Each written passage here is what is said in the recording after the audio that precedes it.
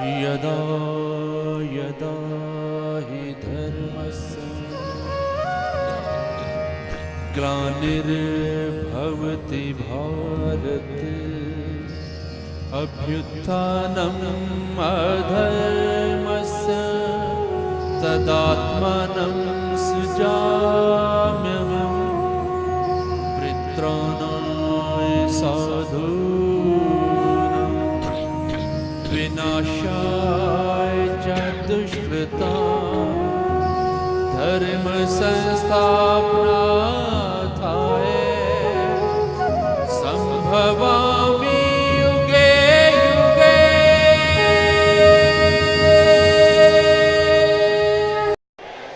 जय श्री कृष्ण।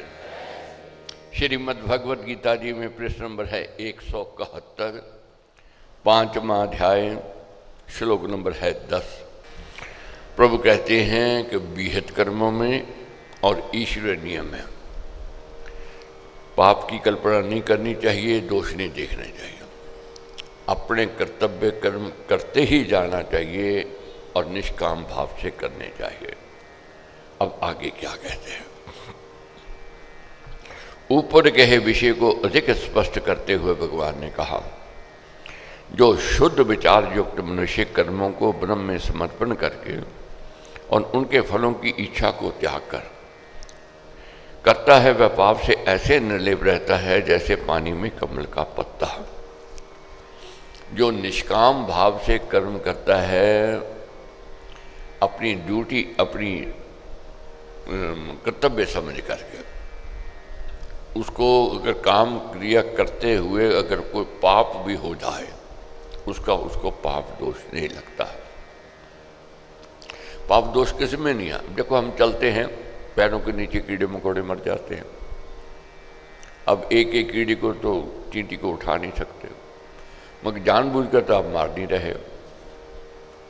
अपनी मुसाफरी कर रहे हैं, गाड़ी है, गाड़ी के टायर के नीचे उनको जीव आ जाता है।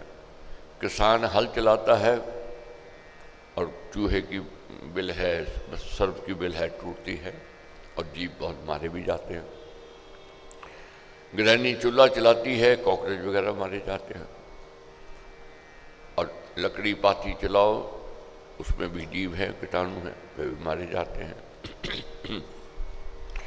अगर पाप की कल्पना करने लग जाओगे तो जी जीवन नहीं चलेगा। कोई क्रिया ऐसी नहीं है जिसमें कोई दोष ना हो, मगर कोई जानबूझकर कीड़े मकोड़ों को मार रहा है, वह पाप है। अपने जीने के लिए मच्छरों को मारते हैं, ये पाप नहीं है। अब देखो, एक जगह तो तिल चावल डाल करके आते हैं चींटियों को, कीड़े मकोड़ों को, और दूसरी तरफ फ्लैट छिड़कते हैं उनको मारने के लिए, उनको भगाने के लिए, क्योंकि ये आत्मरक्षा के लिए हो रहा है। पाप की कल्पना करने लग जाए व्यक्ति कर्तव्य कर्म में, तो कर्म नहीं कर सकता है। परमेश्वर की रचना में दोष देखने लग जाए तो व्यक्ति आगे नहीं बढ़ सकता है। तो प्रभु क्या कहते हैं कि ऐसा व्यक्ति जो निष्काम भाव से कर्म करता है, अपनी ड्यूटी समझ करके कर्म करता है, वह निर्लेप रहता है जैसे कमल का पत्ता। जैसे कमल का पत्ता पानी में रहता हुआ, कीचड़ मिट्टी से पालन पाता हुआ, उन दोनों से निर्लेप रहता है और पानी से नहीं भीगता। सरोवर में चाहे कितना भी जल बढ़ता चला जाए, पर वह उसके ऊपर हिलता हुआ निर्लेप ही बना रहता है। इसी प्रकार सब कर्मों को श्री भगवान में समर्पण कर देने वाला निष्काम भाव युक्त मनुष्य रक्षण पालन आदि के सभी कर्म करता हुआ पाप के स्पर्श से सदा ऊपर ही रहता है।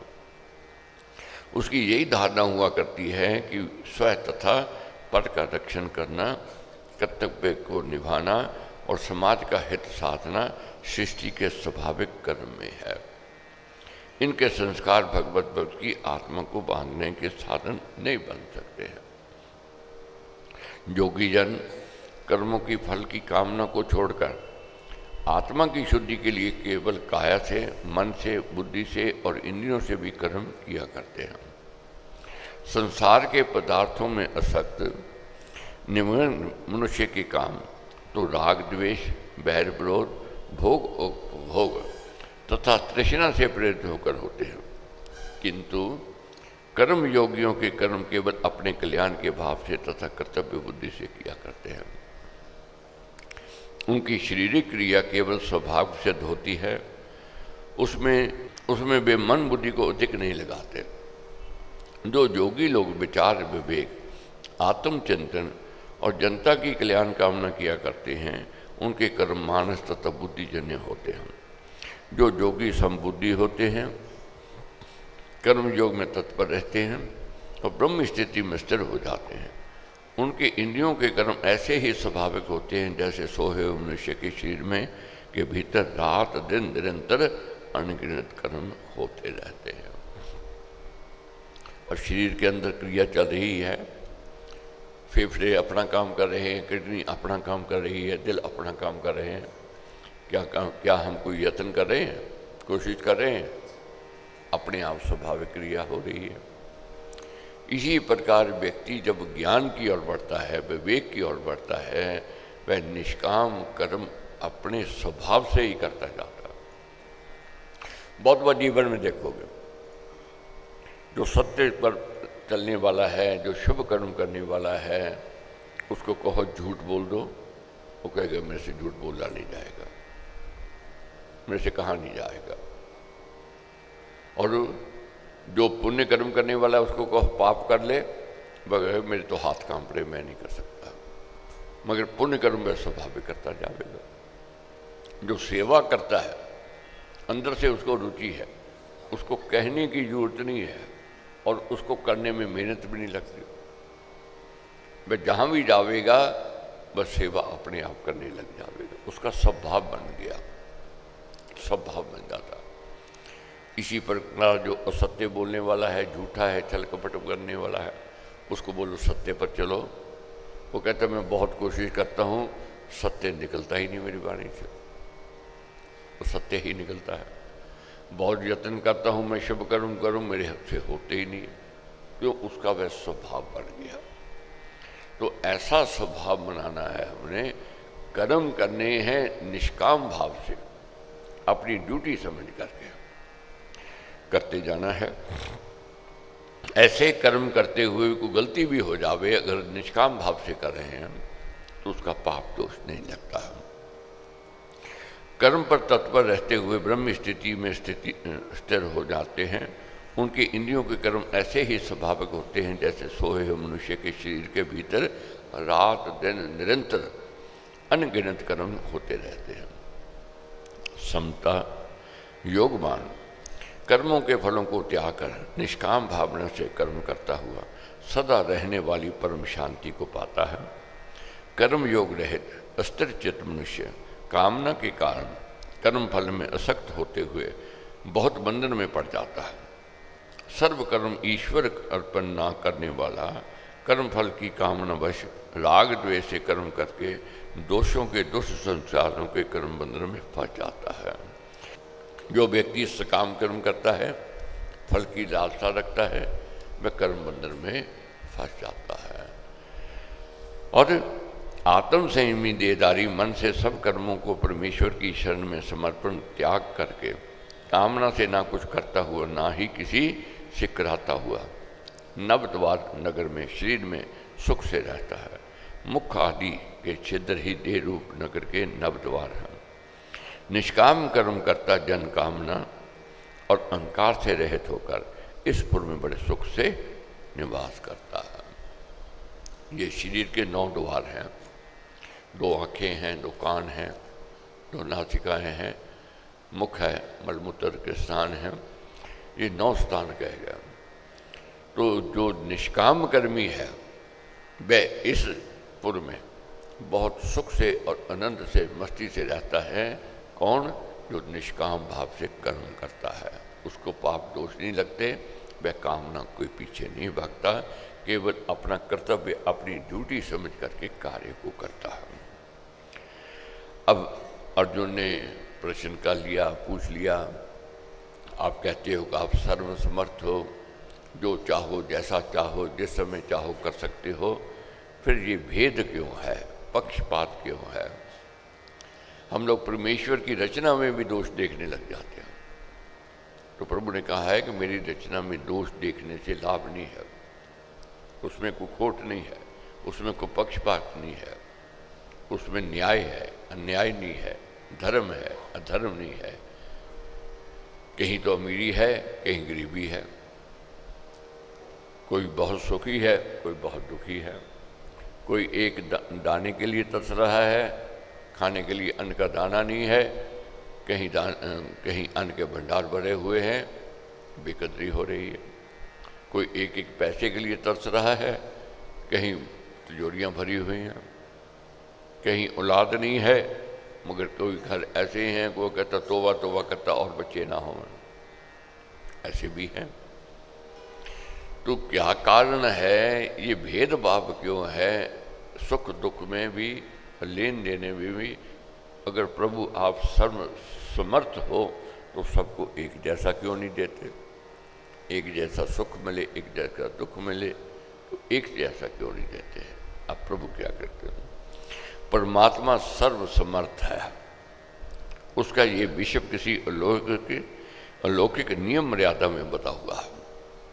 उसी नियत नियम को स्वभाव, नीति, शिष्यक्रम और ईश्वरीय नियम आदि से नामों से पंडित पुकारा करते हैं। प्रभु कहते हैं इसमें कोई दो राय नहीं। परमेश्वर सर्व समर्थ है, जो चाहे जिस समय चाहे जितना चाहे कर सकता है, मगर नहीं, वह भी एक नियम मर्यादा में बंधा हुआ है। प्रभु कहते हैं मैं स्वतंत्र नहीं हूँ, जो मैंने नियम बनाया है मैं उस नियम में। अब कहो ये नियम तो आपने ही बनाया है। अब जीवन में देखो, परिवार में, घर में देखो, अगर हमको नियम बनाते हैं उसी पर चलने का यत्न प्रयत्न करते हैं। जो अपने बनाए हुए नियम पर भी टूट जाता है वो कहते हैं जी इसको तो अपने पर ही विश्वास नहीं है, अपने पर ही भरोसा नहीं है, उसकी वह साख नहीं, उसकी वह इज्जत नहीं है। वही जो परिवार में नियम बनाते हैं, नियम पर हमको चलते हैं, उसकी साख है, उसकी इज्जत है, उसका सम्मान है। इस पर भगवान ने कहा जगत का प्रभु मनुष्य में कर्तापन नहीं रहता, ना ही उसमें कर्मों को ही रहता है, ना ही कर्म के फलों के संजोग को राज देता है। ये सब स्वभाव करता रहता है। क्रिया का करना आत्मा की अपनी स्वतंत्र इच्छा की प्रवृत्ति है। उसी स्वतंत्र इच्छा से या स्वाभाविक इच्छा से कर्म किए जाते हैं। यदि प्रत्येक देहदारी में अपनी स्वतंत्र इच्छा ना हो और उसमें कर्ता पर भगवान उत्पन्न कर दे, इस कर्म भी ईश्वरी भी उसमें रच देवे, अथवा बिना कुछ कर्म किए इष्ट अनिष्ट कर्म फलों का संयोग भी छोड़ दे, तो यहाँ उत्तरदायित्व ईश्वर का ही हुआ। वहाँ स्वतंत्र इच्छा रहित आत्मा भी काष्ठ पत्थर के सदृश अचेतन ही सिद्ध हो जाता है। बहुत अच्छा प्रसंग जानने का। आंखें परमेश्वर ने दी, कान परमेश्वर ने दिए, वाणी परमेश्वर ने दी, हाथ पर परमेश्वर ने दिए। अगर हम पाप करते हैं, अपराध करते हैं, तो हमारा क्या दोष है? हमारा क्या दोष है? अगर नहीं दिखाना तो आंखें ना देता, नहीं सुनवाना तो कान ना देता, नहीं बलवाना तो वाणी ना देता। ये तो उसने दिया, उसी का दोष है। प्रभु कहते ठीक है मैंने सब दिया, मेरी रचना, मैंने शरीर दिया, मगर शरीर के साथ मैंने स्वतंत्रता भी दी है। अब आंखें हैं, ये तो परमेश्वर नहीं कहता कि मैं जब कहूँ तो तब देखेंगे। कान है, ये तो परमेश्वर नहीं कहता जब मैं कहूँगा तब सुनना। वाणी दी है तो परमेश्वर ये नहीं कहता जब मैं कहूँगा तब बोलना। प्रभु कहते ये मैंने शक्तियाँ दी हैं, देखने, सुनने, बोलने, चलने फिरने, मगर साथ में मैंने स्वतंत्रता भी दी है।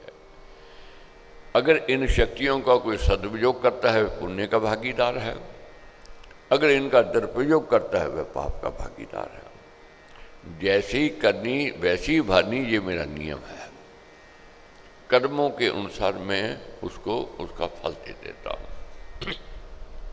प्रभु कहते हैं अगर मैं स्वतंत्रता ना देता तब फिर फल का जो कर्म का फल है वह मेरे को लिप्त होता, मेरे पर आता। पाप और पुण्य का जो भी फल है फिर मेरे ऊपर होता, मगर मैंने स्वतंत्रता दी है। अगर स्वतंत्रता ना दी होती तो ये आत्मा काष्ठ पत्थर के सदृश अचेतन ही सिद्ध होता। आत्मा के मानने में फिर कोई भी सुंदरता नहीं रहती, ना ही ये विचार युक्त ही प्रतीत होता है। इसलिए यही भद्र है कि यौक्तिक सत्य है कि देहधारी आत्मा अपनी स्वाभाविक स्वतंत्र इच्छा से कर्म करता है, इसलिए उसका उत्तरदायित्व उसी पर है, वही अपने कर्म का फल भोगता है। निष्काम भाव से मोक्ष भी उसी का होता है। यहाँ ये जानना आवश्यक है कि दुष्कर्मों का करना, अनुचित स्वरूप को देखना, अनुचित शब्द को सुनना आदि कर्म करने की शक्ति का दुरुपयोग मात्र है। ये आत्मा की स्वभावगत शक्ति नहीं है। ये इंद्रियां जो दी हैं परमेश्वर ने, प्रभु कहते हैं अगर इसका कोई दुरुपयोग करता है तो वह उसका खुद जिम्मेदार है। मैंने शक्तियां दुरुपयोग करने के लिए नहीं दी हैं, मैंने इसका सदुपयोग करने के लिए दी है। मगर स्वतंत्रता दी है इसीलिए दी है कि अब तूने इन इंद्रियों को और जो शक्तियों को जो मैंने दिया है इसका तू कैसे प्रयोग करता है, कैसे सदुपयोग या दुरुपयोग करता है। सदुपयोग करता है तो तू पुण्य का भागीदार, दुरुपयोग करता है तो तू पाप का भागीदार। अब ये बात समझने की है। प्रभु कहते हैं अगर मैं स्वतंत्रता ना देता तो ये व्यक्ति आत्मा काष्ठ पत्थर के समान होती। अब कैसे? ये टेलीविजन है, टेलीविजन स्वतंत्र नहीं है, मगर बोलता भी है और चित्र भी दिखाता है, मगर अपनी स्वतंत्र इच्छा से नहीं। जैसे मालिक चैनल लगा देता है वैसे वे चैनल दिखाने लग जाता है। एक चैनल में भक्ति गीत आते हैं, संतों के प्रवचन आते हैं, दूसरे चैनल में गाने, अश्लील बातें होती हैं, अश्लील चित्र होते हैं। अब अश्लील चित्र दिखा रहा है टेलीविजन, ना तो उसको पाप लगता है, और संतों की वाणी सुना रहा है, संतों के प्रवचन सुना रहा है, ना तो उसको पुण्य मिलता है। क्यों? पुण्य काम कर रहा है तो पुण्य तो मिलना चाहिए। वह स्वतंत्र नहीं है, काष्ठ पत्थर के समान है। जो चलाने वाला है उसकी मर्जी से चलता है, वही उसके पुण्य और पाप का भागीदार है। उसका सदुपयोग कर रहा है तो पुण्य का भागीदार, दुरुपयोग कर रहा है तो पाप का भागीदार है। अब कंप्यूटर है, इसमें जैसा भर दो उसको न पुण्य मिले न पाप मिले। ये माइक है लगा हुआ है। अभी तो गीता जी की बात की, प्रभु के गीत सुन रहे हैं, सुना रहे हैं, क्या इसको पुण्य लगेगा? नहीं लगेगा। क्यों नहीं लगेगा? ये पत्थर के समान है, ये स्वतंत्र नहीं है।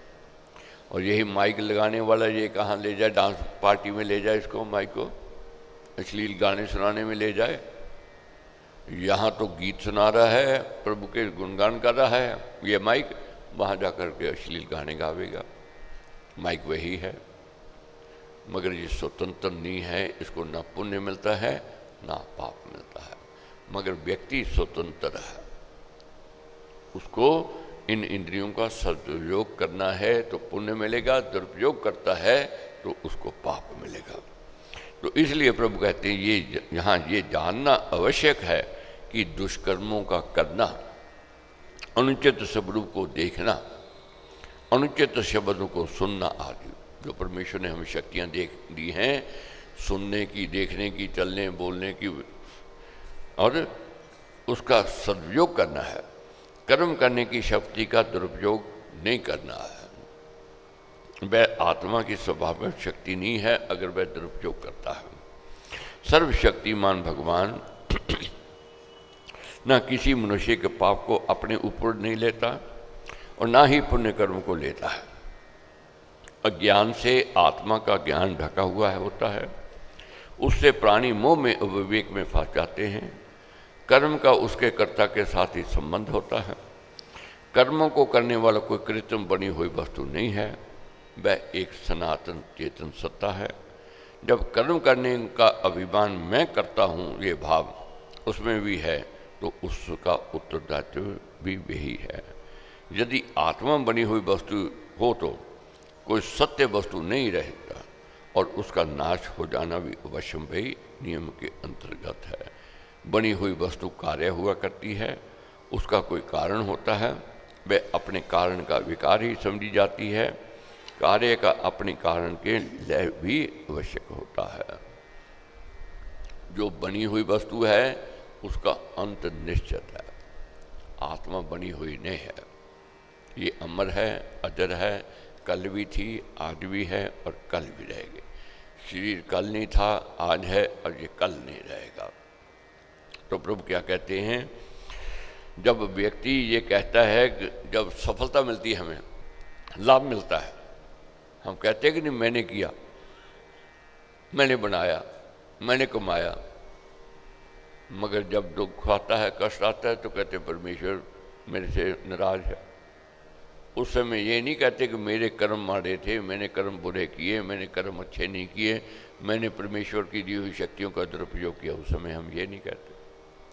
तो प्रभु कहते हैं अगर तू ये भाव रखता है कि मैंने किया अच्छाई में, तो बुराई में भी तेरे को सोचना चाहिए कि मैंने किया, मैं करने वाला हूँ, तो उसका दंड मिल रहा है।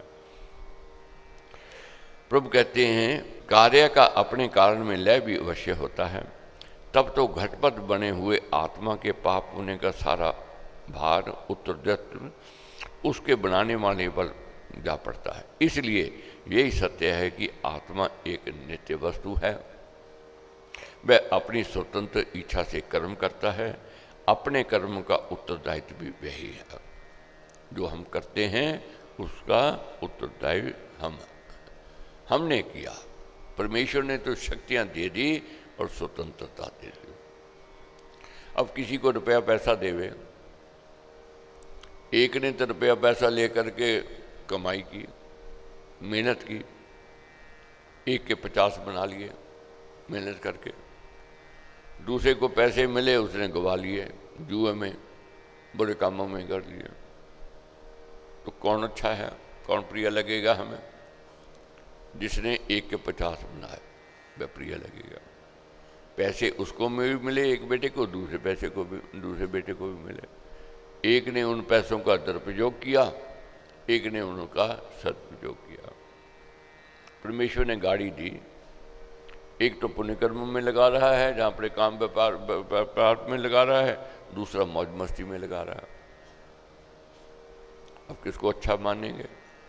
जो उसका सदुपयोग कर रहा है। जो दुरुपयोग कर रहा है उसको अच्छा नहीं मानेंगे।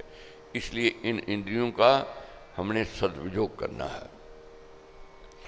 इसलिए यही सत्य है कि आत्मा एक नित्य वस्तु है। वह अपनी स्वतंत्र इच्छा से कर्म करता है। अपने कर्मों का उत्तरदाता भी वही है। उसके ज्ञान पर, स्वाभाविक चेतन स्वरूप पर अज्ञान का पर्दा पड़ जाता है। इसलिए वह माया मोह में उलझकर निज स्वरूप को भूल जाता है। ये माया का प्रभाव है, कलयुग का प्रभाव है। हम दिशाहीन हो जाते हैं, पथभ्रष्ट हो जाते हैं। इसलिए अपने शुभ अशुभ कर्मों के करने का आरोप ईश्वर पर करना कोरा अज्ञान है। क्योंकि अर्जुन तो कहते हैं महाराज हमारा क्या दोष है?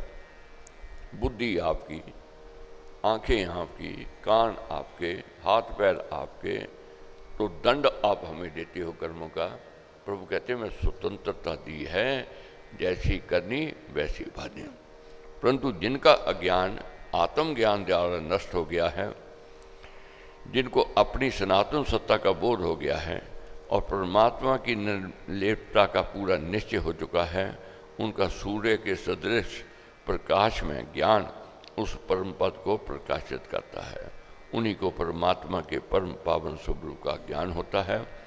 जिनके ऐसे शुद्ध ज्ञान से पाप दूर हो गए हैं, वह ईश्वर में बुद्धि लगाए रखने वाले, उसी में तन में रहने वाले, उसी में स्थिर और उसी में अपना आश्रय रखने वाले, जहाँ जाकर फिर लौटना नहीं होता, उस मोक्ष धाम को जाते हैं।